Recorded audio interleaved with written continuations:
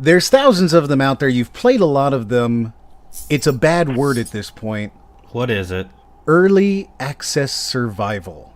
Oh no, not another one of these. That's what I thought too. When I heard early access survival, I said, oh man, no, not another one of these. But this one's actually a lot of fun because it's Rust meets No Man's Sky. But like, not the crappy No Man's Sky, the one that we all thought we were going to buy. Hey guys, I'm Moriarty. And this is Brax. And today we're taking a look at OSIRIS New Dawn. You have spaceships and vehicles that you can build. You can build entire houses and all that kind of stuff like you would in any of these sort of games. It's multiplayer or single player. It's got it's very cool. I like this a lot. I've had a lot of fun playing with it. I've actually played more than a few hours of it, which is pretty rare. Yeah, that is rare. If you are actually playing it for a few hours, that means you actually like it. That's good. I actually like it. It's very, very in-depth. You have mining, you've got digging, you've got oil, entire science stuff, and you've got buildings, and you actually have to go through and build them piece by piece, sort of like in Rust, right? So you build your frame, and then you build your walls. It's really, really neat, and I like it a lot. There's a couple of problems with the game, but they're all very minor. It is early access, after all. Absolutely, early access is full of problems for me lately. So what are the minor problems? There's little things like when you're mining, the resources don't actually go into your inventory. They pop up on the ground. And then you have to pick them up. It's a huge pain in the ass. So it's like an extra step that you don't have to do, or that you shouldn't have to do. Right, they put an extra step in between me and enjoying myself. So they go through and you're mining, a thing pops up and it'll roll down a hill. And then you have to chase after it, and that's just not a lot of fun. Yeah, I don't like that. Ooh, the weather looks neat. The game is gorgeous. It's absolutely gorgeous. It's super, super cool. I enjoy looking at everything. But, again, the little problems make it to where you're going, that sucks. But it's not enough that it actually detracts from my enjoyment. I found myself kind of adapting to these problems. I would rather they not be there in the first place. But there's something that if you're enjoying it, you can absolutely adapt to it. Yeah, for sure. And cut them a break, right? It's early access, so they will fix it, I'm sure. Theoretically, I mean, there have been plenty of early access games that never did anything. But I have a feeling that they will fix this because this is from a company that hasn't sucked a lot. So explain a little bit about the skill tree, the loadout. Is it like other games where basically you just level up and you get better as you go over time? Is there anything unique they're doing, or is it just sort of like other games like it? It's kind of unique in that it takes the single-player No Man's Sky thing and puts that into a persistent Rust-like world. So you have to build and craft stuff, and it takes time to do it, but you're doing it in such a way that if you've played No Man's Sky, you're completely familiar with how it's going to work. And I really, really enjoyed it. It's a good game, and that's really all I'm looking for. I can't help but be reminded of games like Conan, which was ultimately a huge flop for me, or games like Rust, where it's just not fun. Yeah, understandable. There are certain games like this that are fun, but the problem that I've noticed lately is there are so many games trying to emulate this style of gameplay by basing it on things that have happened in the past. Games like Rust, or like when we played Conan, that really just felt like an absolute Rust clone. This doesn't seem to be copying it to that extent. At least it's doing something a little unique by throwing in that No Man's Sky into the mixture to make it refreshing, you know? A bit. Again, if you've played Rust, or you've played really any early access survival game, you're not going to be out of sorts here. You're not going to go, oh, I don't know what game I'm playing. It's not like that. So there's definitely a lot of that there. You do have skills, and they're broken up into three things. You have your combat, engineering, and science, and everything you do builds experience towards those. So whether it be mining or collecting berries or forging iron ingots, you're going to get experience into one of the three categories of what they call proficiencies. And then you can spend those skill points unlocking things. So you can unlock new abilities, you can unlock new weapons, you can unlock new building types, you can unlock things like that. And that's where my other major problem comes, which is I don't think that the way that they have the science set up makes a whole lot of sense. Because as I go through it, I'm like, man, I want to do this thing, but why is that all the way at the end of the skill tree?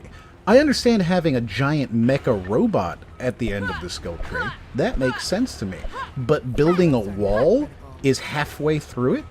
It doesn't make sense. And on top of that, walls are under defense, well, combat, and then building the actual habitat is one of the very last things in the engineering skill tree. And then science is where you're actually going to find the furniture and stuff that you put into it. Not a big fan of that. I'm not a big fan of the UI overall. For example, you have 3 different places where you'll build stuff. You'll build stuff in a pop-up when you open up certain buildings like the forge or the workbench. You also have like a Minecraft-like building menu in your inventory. And you additionally have a furniture building menu in your inventory. It's just too many different places, and it's very scattered, and it actually makes it very difficult to figure out where you need to go half of the time, because you're going, I don't really know what I'm supposed to buy, what I'm supposed to build, what do I need? And then it'll give you things like, oh, you need rubber, but it will never tell you how to make rubber. And in fact, it turns out that you can get rubber from so many different places that, like, it feels scattered. And it makes me feel like I'm not entirely sure how to do anything. I'm okay with a certain amount of unfamiliarity. I'm okay with not knowing what I'm doing some of the time. But when that's the entirety of the game, I find myself kind of going, you know? Yeah, I totally get that feeling. It does look like the Minecraft thing that you mentioned when I first saw it, and now that you mention how scattered it looks, I can totally see that. Based upon what I'm seeing, I feel like I would be totally lost, because even though I have spent some time in games like this before, this one looks complicated to me in the sense that I would probably spend the first 15 minutes of the game just clicking on stuff, trying to figure out on my own what I'm supposed to be doing and what I should be gathering, you know? And that brings me to the third issue with this game, is the beginning. You would think you would get 5 or 10 minutes to figure out what you're doing. But no, what happens when you start this game up is you die. Because it says, hey, you have a suit breach and you're dying. And that's all it tells you. You're next to a crashed escape pod or ship or something. I don't know. I didn't have enough time to look at it. And your suit is breached and you're dying. So there's no tutorial? And it doesn't tell you what to do. It tells you absolutely nothing. You have no idea what you're doing. You're just sitting there dying going, what do I do?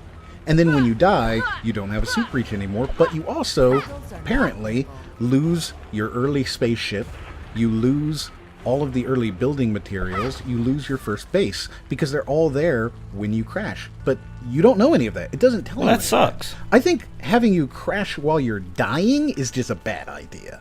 Yeah, for sure. The way you're describing it, this is one of those experiences where I might not even make it to the good part of your game because it's spoiled by what happens at the beginning, and that would be highly unfortunate. Yeah, so for me, what I ended up finding out was you should play the game for 4 hours and then realize all the things you did wrong and then make a new game. And that's not really what I think a proper gameplay mechanic workflow should be.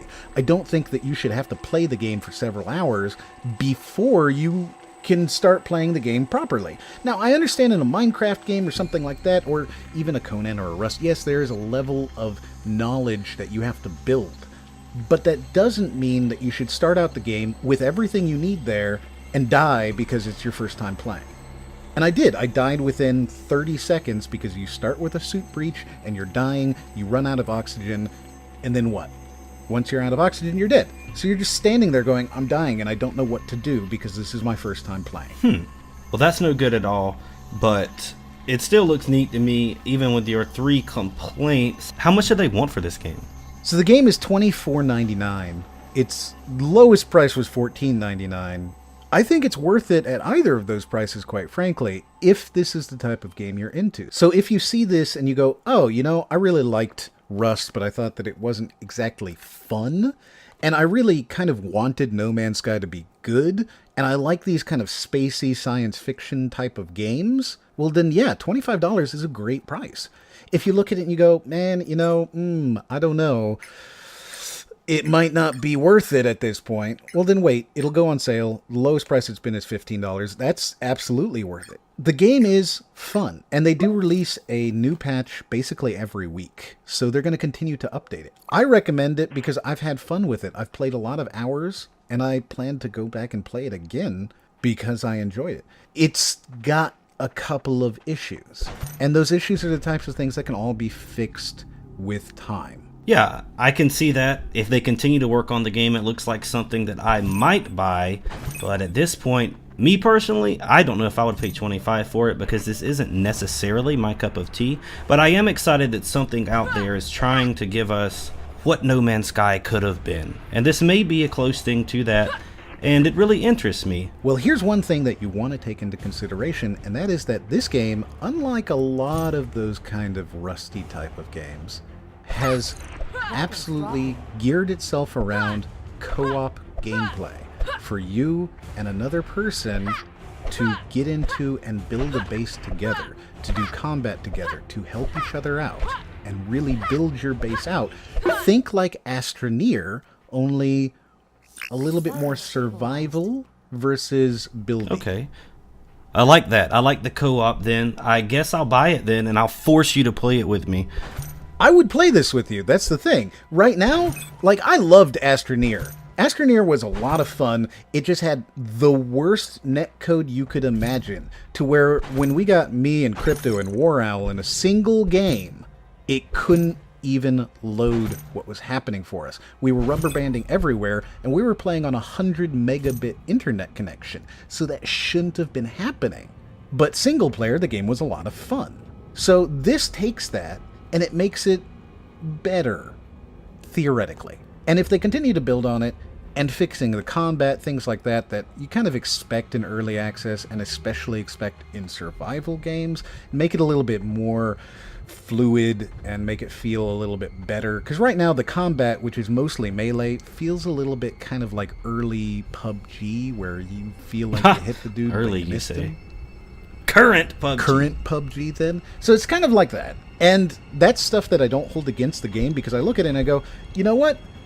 If you've got a game selling 5 million copies, it's the biggest game on Twitch, and if they can't get that right, then I really can't hold it against a small indie developer producing a large, and it is a huge world of space sci-fi game.